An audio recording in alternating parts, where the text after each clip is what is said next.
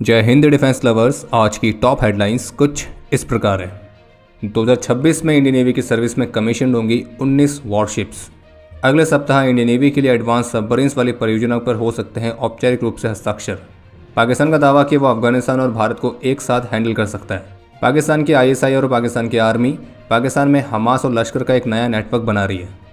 और US द्वारा seize किए गए ऑयल टैंकर को सुरक्षित करने के लिए रशिया ने भेजी अपनी सबमरीन्स।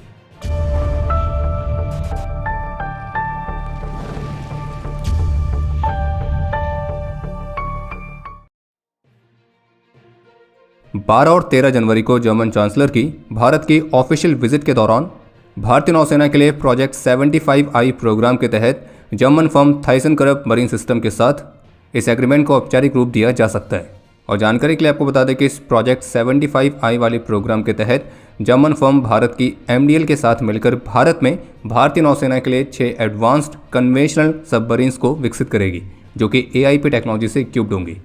और इस प्रोग्राम के तहत जो सबमरीन बनाई जाएगी वो 18 हैवीवेट टॉर्पेडोज के साथ साथ कम से कम 12 क्रूज मिसाइल्स को भी कैरी करने में सक्षम होगी। और जबकि एक और रिपोर्ट है कि इस वर्ष यानी कि 2026 के लिए भारतीय नौसेना के सर्विस में करीब 16 वॉरशिप्स को कमीशन किया जाना है। और ये पहली बार ऐसा होगा जब भारतीय नौसेना के सर्विस में एक सिंगल ईयर में इतनी सारी वॉरशिप्स कमीशन हो रही हैं।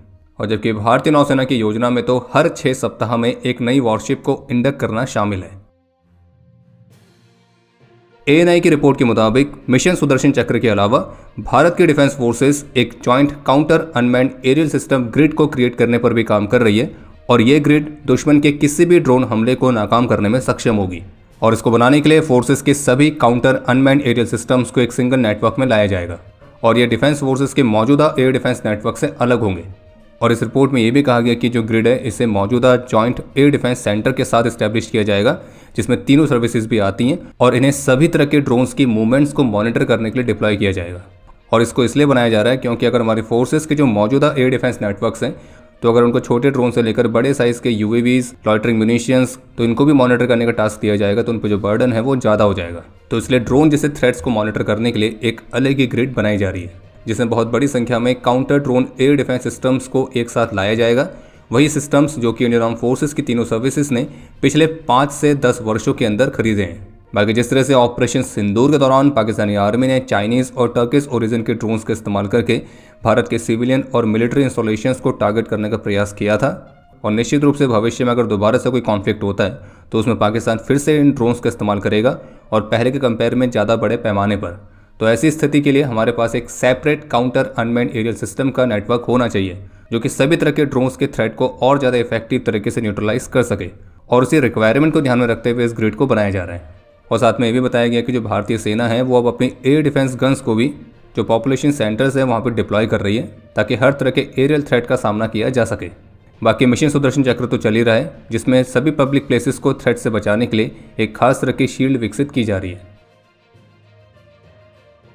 जम्मू कश्मीर के कठुआ रीजन में भारत की सिक्योरिटी फोर्सेस और पाकिस्तान द्वारा स्पॉन्सर्ड आतंकियों के बीच एक मुठभेड़ होने की रिपोर्ट सामने आई है। बाकी एरिया की घेराबंदी कर दी गई है और अभी जिस समय हमें वीडियो रिकॉर्ड कर रहे हैं तो ये ऑपरेशन जारी है और इस पर डिटेल्स आनी बाकी हैं। तो इस पर जो भी अपडेट रहेगा हमारे अगले डिफेंस अपडेट में आपको उसकी जानकारी मिल जाएगी। और क्विक अपडेट्स के लिए आप हमारे ऑफिशियल टेलीग्राम चैनल से ज़रूर जुड़ें। बाकी आतंकियों से याद आया, पाकिस्तान की जो प्रोपेगेंडा विंग है ISPR, तो उनकी DG की एक ब्रीफिंग की वीडियो सामने आई है, जिसमें वो कुछ नहीं बल्कि बहुत कुछ ऐसी बातें करते हुए दिखे हैं जिनको सुनने के बाद आप भी यही कहेंगे कि ये क्या क्या सुनना पड़ रहा है। जैसे कि एक तो अपनी ब्रीफिंग में वो भारत के मीडिया हाउसेस की वीडियोस क्लिप चला रहे हैं। भारत के कुछ प्रतिष्ठित पत्रकार हैं तो उनको रा के एजेंट बताकर उनकी पोस्ट दिखा रहे हैं।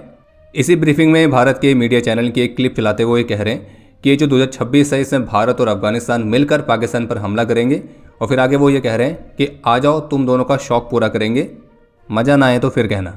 मतलब उनकी लैंग्वेज देख के ऐसा लग रहा है कि लाहौरी चूरन का जो डोज है वो ओवरडोज हो गया है। और उस ओवरडोज को लेने के बाद DG ISPR का जो पुराना प्रोफेशन है हीरा मंडी वाला, तो वहाँ की लैंग्वेज निकल के सामने आ रही है। अब ये मत पूछना कि हीरा मंडी क्या है, जिनको नहीं पता है गूगल पर जाएं, हीरा मंडी पाकिस्तान लिखें, आपको मालूम पड़ जाएगा। शॉर्ट में कहें तो मिलिट्री में आने से पहले शायद वहाँ पे मजे ही दिलाते थे, इसलिए ऐसी लैंग्वेज में बात कर रहे हैं। इसके अलावा कभी वो ऐसा भी कह रहे हैं दाएं से आना, बाएं से आना, ऊपर से आना, नीचे से आना, अकेले आना, किसी को साथ आना, एक बार मज़ा नहीं करा दिया ना तो पैसे वापस। और ये हम बना के नहीं बोल रहे हैं, ऐसा उन्होंने एक्चुअल में बोला है। इसकी क्लिप आपको हमारे टेलीग्राम चैनल पर भी मिल जाएगी। और वो गारंटी दे रहे हैं कि अगर मज़ा नहीं आया तो पैसे वापस होंगे। एक बार मजा ना करा दिया ना तो पैसे वापस। अब वो किस तरह के मज़े की बात कर रहे हैं वो तो खैर वही जाने, लेकिन प्रश्न ये है कि अगर मज़ा नहीं आया पैसे वापस देंगे कैसे? आईएमएफ से लोन मांगेंगे, चीन से मांगेंगे, यूएस से मांगेंगे? वो इन्होंने क्लियर नहीं करा है। और पाकिस्तान के प्रोपेगेंडा विंग के इसी डीजी ने अपनी ब्रीफिंग में ये भी कहा था कि 2025 में ऐसा एक भी दिन नहीं गया है जिस दिन पाकिस्तान की आर्मी, वहाँ के रेंजर्स, वहाँ की पुलिस, उनके इंटेलिजेंस ऑफिशियल, इनमें से कोई ना कोई मारा ना गया हो। और जैसे कि अभी कुछ ही दिनों पहले डिफेंस अपडेट में हमने आपको एक डेटा भी दिया था कि 2025 में पाकिस्तान में जो हमले हुए हैं तो उनमें अधिकतर जो कैजुअलिटीज़ हुई हैं वो पाकिस्तानी आर्मी के सोल्जर्स की ही हुई है। और फिर भी ये ब्लेम करते रहते हैं अफगान तालिबान या फिर रा को। और अगर रा 1947 से पहले से एग्जिस्ट करती तो निश्चित रूप से एक दिन ऐसा भी कह देते कि पाकिस्तान के पैदा होने के पीछे भी रा की ही साजिश है।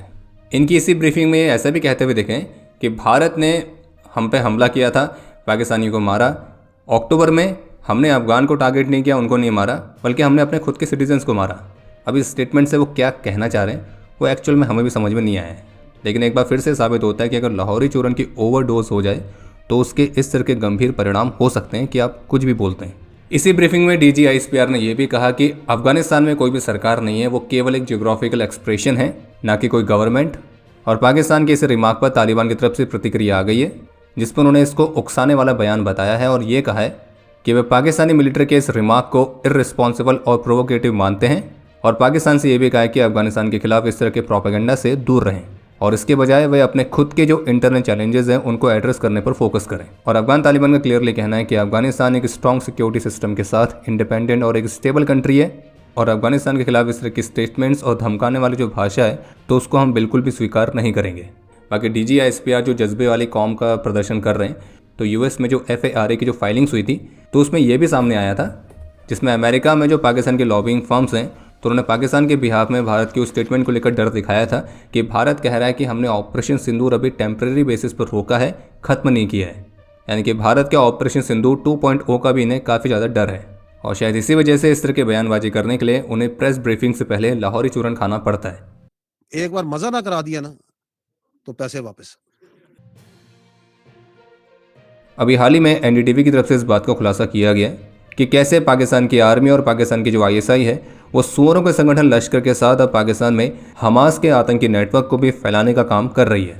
और पाकिस्तान में हमास और लश्कर के कमांडर्स की एक मीटिंग की वीडियो भी सामने आई है और ऐसी भी रिपोर्ट्स है कि हमास का जो नाजी जहीर है तो उसने फरवरी 2025 में POK को विजिट किया था, पहलगाम हमले से कुछ सप्ताह पहले। और पाकिस्तान में जो लश्कर और हमास के सुअरों का मीटअप चल रहा है तो निश्चित रूप से इसके माध्यम से जो आतंकी नेटवर्क है उसको और मजबूत करने का प्रयास किया जा रहा है। और ऐसा भी पाया गया कि हमास के लीडर्स की जो पाकिस्तान की विजिट है वो फ्रिक्वेंटली काफ़ी ज़्यादा देखी जा रही है। और हमास के लीडर की पाकिस्तान की विजिट की हाल ही की जो वीडियो सामने आई है तो उसको लेकर कहा गया कि ये पाकिस्तान की PMML द्वारा कंडक्ट किए गए एक इवेंट की है जो कि पाकिस्तान के गुजरनवाला में हुआ था। और इस इवेंट में हमास का जो ये लीडर है जहीर तो वो एक चीफ गेस्ट के तौर पर शामिल हुआ था और इसी में उसने लश्कर के कमांडर के साथ मुलाकात करी थी। इसके अलावा एक जानकारी सामने आई है कि पंजाब पुलिस ने एक 15 वर्षीय लड़के को डिटेन किया है जो कि आर्मी के लोकेशन, सिक्योरिटी इंस्टॉलेशंस तो इनसे संबंधित सेंसिटिव इन्फॉर्मेशन पाकिस्तानी एजेंट को शेयर कर रहा था। और जब इसके मोबाइल फ़ोन को स्कैन किया गया तो उससे एंटी नेशनल एलिमेंट्स और कुछ आतंकी हैंडलर्स के कॉन्टैक्ट नंबर्स मिले हैं। और शुरुआती जाँच में सामने आया है कि इससे भारत के मिलिट्री इंस्टॉलेशंस की फ़ोटोज़ और वीडियोज़ के साथ कुछ sensitive data Pakistani army officers और उनसे जुड़े हुए आतंकी एलिमेंट्स के साथ शेयर किया है। और इस सीमा पास साजिद भाटी नाम के एक नार्को सिंडिकेट ऑपरेटर के साथ भी टच में था। और ये भी खुलासा हुआ है कि साल भर से अधिक समय से पाकिस्तान बेस्ड आतंकी एलिमेंट्स के साथ कांटेक्ट में था। ये एक टैक्स हैवी है और इसकी फ़ोन की क्लोनिंग करके जो पाकिस्तानी हैंडलर हैं वो इससे सेंसिटिव इन्फॉर्मेशन इकट्ठा करते थे। और अगर लड़का नहीं पकड़ा जाता तो निश्चित रूप से और भी गंभीर गतिविधियों में शामिल हो सकता था जो कि राष्ट्र सुरक्षा के लिए एक बड़ा खतरा बन सकता था। और संभावित रूप से इस माइनर को सोशल मीडिया प्लेटफॉर्म के माध्यम से ही रेडिकलाइज किया गया होगा। बाकी मामले की इन्वेस्टिगेशन जारी है और इस पर कोई भी डिटेल्स आएगी तो हमारे डिफेंस अपडेट से आपको उसकी जानकारी मिल जाएगी। लेकिन ये मामला काफ़ी गंभीर चिंता व्यक्त करता है कि पाकिस्तान के जो एजेंट्स हैं वो अब किस तरह से भारत में माइनर्स को भी टारगेट कर रहे हैं। भारतीय नौसेना की फर्स्ट ट्रेनिंग स्क्वाड्रन की जो शिप्स हैं जिसमें शामिल है INS तीर, INS श्रीदुल, INS सुजाता और इंडियन कोस्ट गार्ड की ICGS सारथी, तो वो साउथ ईस्ट एशिया में अपनी लॉन्ग रेंज ट्रेनिंग डिप्लॉयमेंट के लिए रवाना हो चुकी है। और इस डिप्लॉयमेंट के हिस्से के तौर पर जो ये स्क्वाड्रन है ये सिंगापुर, इंडोनेशिया, थाईलैंड तो इन जगहों पर विजिट करेगी। इसके अलावा अमेरिका और रशिया के बीच एक नई तरह की टेंशन देखने को मिली है। हुआ यह कि यूएस की फोर्सेस ने एक रशियन फ्लैग ऑयल टैंकर को सीज किया है जिसका नाम है मरीनेरा, और ये वेसल नॉर्थ अटलांटिक में सीज की गई है और इस पर आरोप है कि इसने यूएस के सैंक्शंस का उल्लंघन किया है और अमेरिका के ब्लॉकेड को इवेट करने का प्रयास भी किया था। और इसको सीज करने से पहले यूएस की कोस्ट गार्ड वॉरशिप्स ने काफ़ी लंबे समय तक इस ऑयल टैंकर को चेज भी किया था। और अभी जिस समय हम वीडियो रिकॉर्ड कर रहे हैं तो तब तक आई रिपोर्ट्स के मुताबिक इस ऑयल टैंकर को एस्कॉर्ट करने के लिए रशिया ने भी अपनी सबमरीन्स और नेवल शिप्स को रवाना किया है। इसके अलावा एक और अपडेट है ग्रीनलैंड को लेकर, जिसमें व्हाइट हाउस की तरफ से एक स्टेटमेंट आई है। उसमें यह कहा गया है कि जो प्रेसिडेंट ट्रंप हैं वो ग्रीनलैंड को एक्वायर करने के ऑप्शंस को डिस्कस कर रहे हैं। यानी कि कुछ ऐसा कहने का प्रयास किया जा रहा है कि जो अमेरिका है वो ग्रीनलैंड पर इन्वेड करना नहीं बल्कि उसको खरीदना चाहता है और वे इसे अमेरिका की राष्ट्र सुरक्षा के लिए प्राथमिकता के तौर पर देखते हैं, जो कि उन्हें आर्कटिक रीजन में एडवर्सरीज को डिटर करने में मदद करेगा। लेकिन व्हाइट हाउस ने यह भी कहा है कि वो अलग अलग ऑप्शंस को तो देख रहे हैं, लेकिन उसमें यूएस मिलिट्री को यूटिलाइज करना भी हमेशा से एक ऑप्शन है। यानी कि यहाँ पे धमकी भी दे दी गई है इनडायरेक्टली, जबकि ग्रीनलैंड शुरू से कहता आया है कि वो यूएस का हिस्सा नहीं बनना चाहता है। बाकी अब समय है आज के इतिहास का। आज के दिन 2005 में ऑपरेशन रक्षक के दौरान अपने अदम्य साहस और वीरता का परिचय देते हुए हवलदार कुलदीप सिंह वीर गति को प्राप्त हुए थे। आज के दिन 2021 में अरुणाचल प्रदेश में देश के प्रति अपना कर्तव्य निभाते हुए सिपाही एम ढांगर वीर गति को प्राप्त हुए थे। आज के दिन 2003 में ऑपरेशन पराक्रम के दौरान कैप्टन एस कुमार गांधी ने अपना सर्वोच्च बलिदान दिया था और इन्हें मरणोपरांत सेना मेडल से सम्मानित किया गया। आज के दिन 1993 में 20 असम राइफल्स के लांस नायक आनंद प्रधान ने अपना सर्वोच्च बलिदान दिया था। और आपके लिए आज का प्रश्न है कि ऑपरेशन सिंदूर के दौरान भारत ने जवाबी कार्रवाई में पाकिस्तान के कितने मिलिट्री बेसिस को टारगेट किया था। और अब समय है आज के टॉप 3 कमेंट्स का, जो ये रहे आपकी स्क्रीन पर।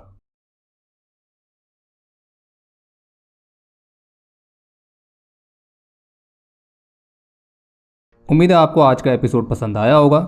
पसंद आया तो वीडियो को लाइक करना ना भूलें।